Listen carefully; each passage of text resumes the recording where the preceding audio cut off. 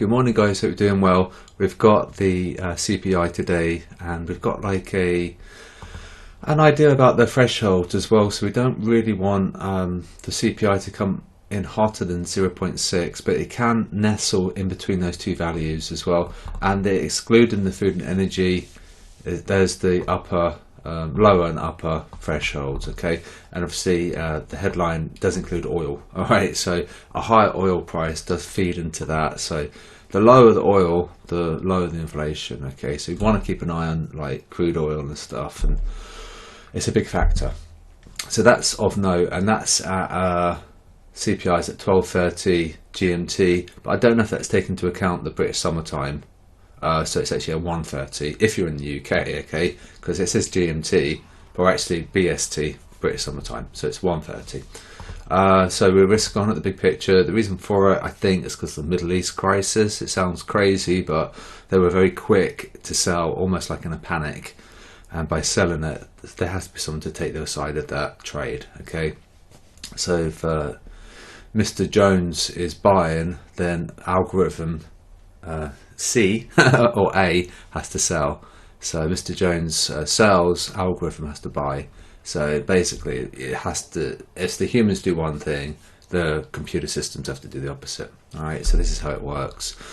Technicals really pumped. We're 88 out of 100 and we're using that weight in here. So the VIX was crushed yesterday and it can continue to be crushed. We've still got some way to go, to be honest with you.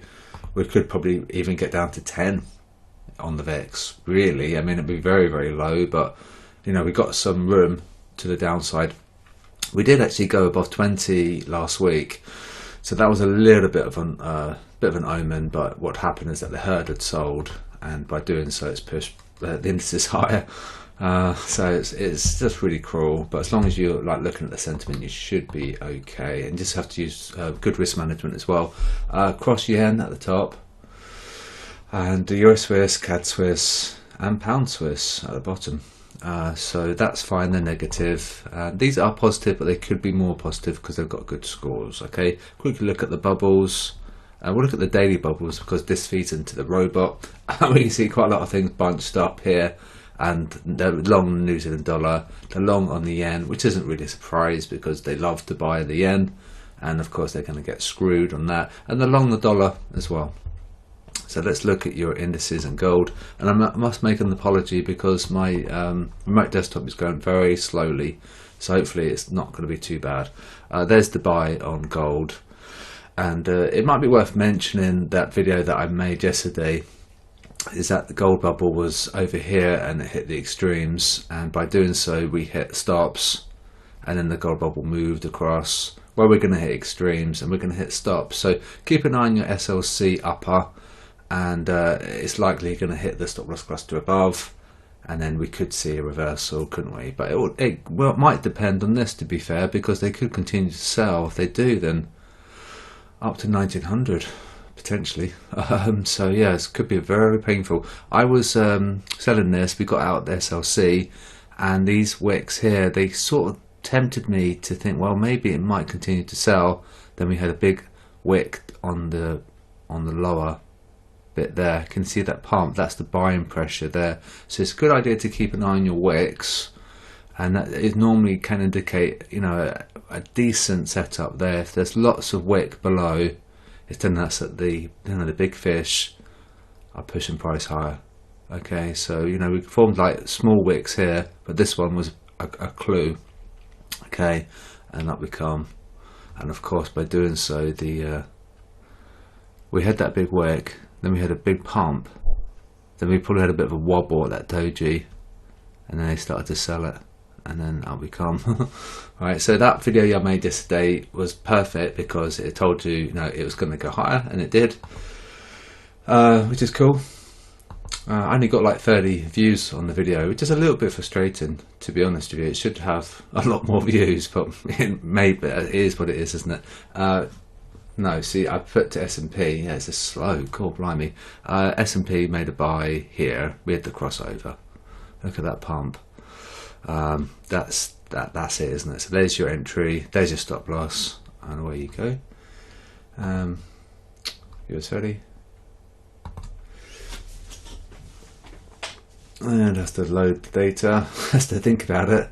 There you go, and your buy was here with the crossover. There's your stop loss. Up we come. And then DAX.